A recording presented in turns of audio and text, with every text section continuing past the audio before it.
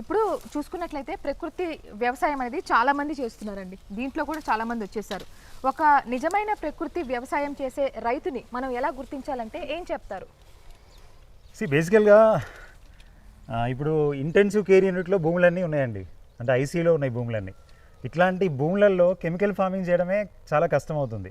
So అట్లాంటి భూముల్లో మనము ప్రకృతి సేద్యం న్యాచురల్ ఫార్మింగ్ చేద్దామంటే చాలా ఛాలెంజెస్ ఉంటాయి. సో ఆ ఛాలెంజెస్ అన్నింటినీ కూడా ఎదుర్కొనే శక్తి ఉండాలి అంటే ఆ చేసే రైతుకి పర్పస్ ఉండాలి.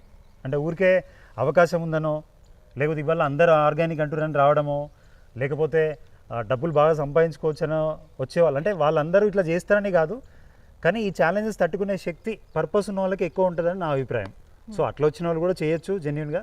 సో ఫస్ట్ ఒక వినియోగదారుడు రైతుని కలవాలి. అంటే రైతుని బేసికల్గా కలిసి రైతు గురించి అర్థం చేసుకోవాలి. ఎందుకు వచ్చాడు, ఈ ప్రకృతి సేద్యం ఎందుకు చేస్తున్నాడు, ప్లస్ ఆయన ముఖ్య ఉద్దేశం ఏంటి.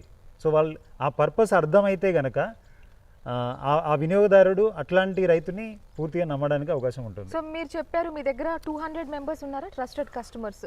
మేము ప్రతి శనివారము కూరగాయలు, ఫ్రూట్స్ అండ్ వెజిటబుల్స్ అన్నీ డెలివరీ ఇస్తున్నామండి.